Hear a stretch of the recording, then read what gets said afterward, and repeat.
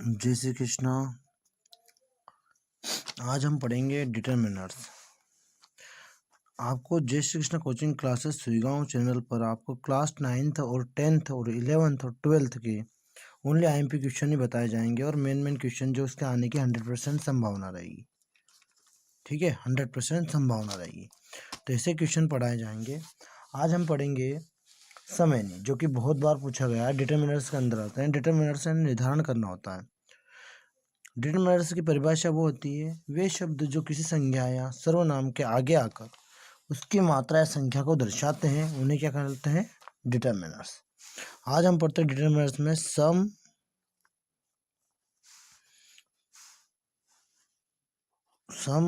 और एनी का प्रयोग।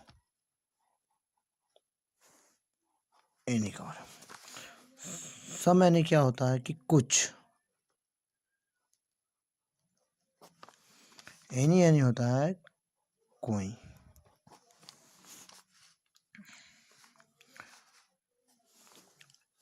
सम का प्रयोग, जो सम है इसका प्रयोग क्या होता है?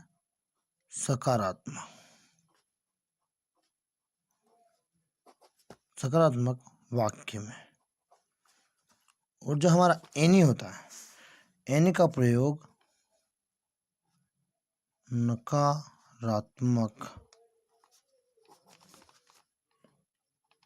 वाक्य में किया जाता है। यानी कि जिसमें अगर नोट लगा हुआ हो उसमें क्या कर देंगे? एनी। और जिसमें ना कि नोट हो ना ही क्वेश्चन मार्क हो उसमें हम क्या लगा देंगे? सम। अब देखिएगा, इसमें भी इंट्रोगेटिव में प्रयोग होता है। इंट्रोगेटिव यानी कि क्या होता है? प्रश्नवाचक। आपको हिंदी में लिख देता हूँ, दिक्कत आएगी, बहुत सारे को बच्चों को याद नहीं होता है, कोई दिक्कत नहीं। प्रश्नवाचक क्या है? प्रश्नवाचक। अगर आप इंट्रोगेटिव लिखना चाहते हैं तो इंट्रोगेटिव लिख देते हैं, आपकी मर्जी के ऊपर है। बहुत सारे बच्चे बोलेंगे कि इंट्रोगेटिव लिखा नहीं है, कोई इंग्लिश मीडियम का बच्चा भी होगा। इंट्रोगेटिव, ठीक है। तो देखो, अब इसका भी प्रश्नवाचक में होता है। जो हमारा एनी है, इस एनी का भी किस में होता है? प्रश्नवाचक वाक्य में। वाचक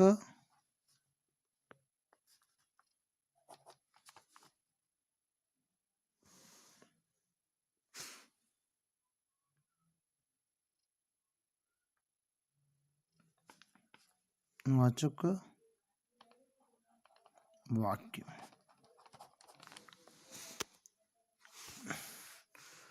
ठीक है।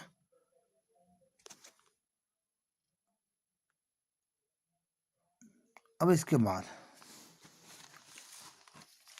अब जैसे कि ये आते हैं हमारे प्रश्नवाचक कौन से? जिसमें क्या की गई हो? रिक्वेस्ट।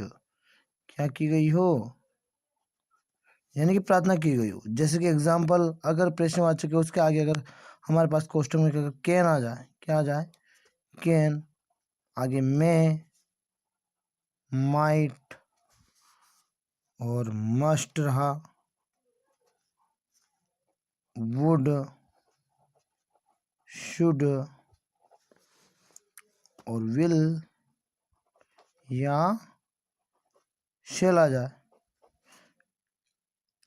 इसके अतिरिक्त काइंडली या प्लीज आ जाए। तो हम किसका प्रयोग करेंगे? बिना सोचे समझे सम का। प्रश्नवाचक हो बट क्या हो? प्रार्थना। यानी can, may, might, must, would, should, we, shall, kindly, please अगर हमें दिखता है तो हम वहाँ क्या लगा देंगे? सम। और ये नॉर्मली प्रश्नवाचक जिसमें भी होते हैं, हेल्पिंग वर्ब द्वारा बनाए जाते हैं, उनमें किया जाता है। हम कुछ एग्जाम्पल से देख लेते हैं। जैसे कि I have books, I have books on this subject. आया? On this subject. अब एक और एग्जांपल लेते हैं, फिर हम करेंगे आराम से। I do not have pen.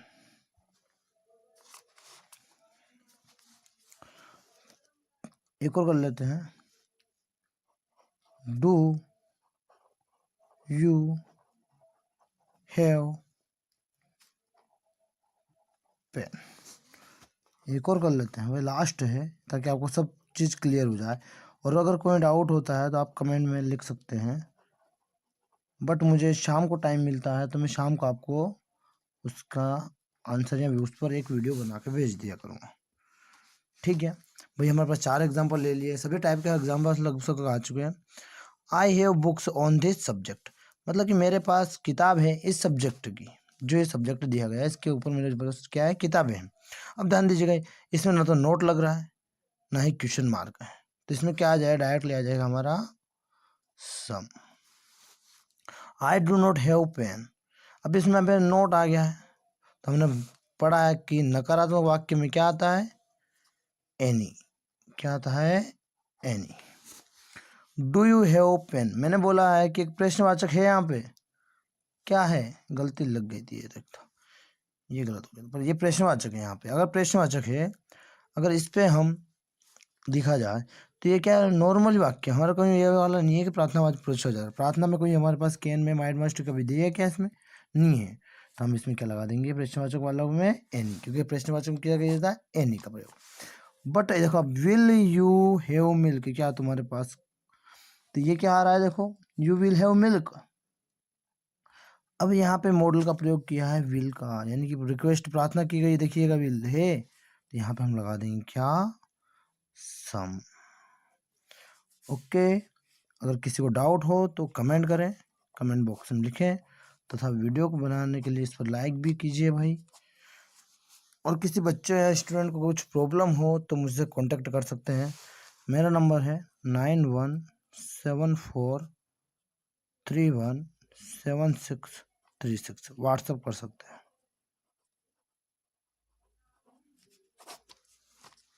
Okay, और इसी के साथ जय श्री कृष्णा। एंड अगर अदर रोज़ाना, मतलब कि जब भी मुझे टाइम मिलेगा मैं आपके लिए वीडियो बना दिया करूँगा। अभी क्या है कि नए नए पैटर्न, मतलब पैटर्न बदला गया है, तो इसके रिलेटिव में एक और वीडियो बनाऊँगा।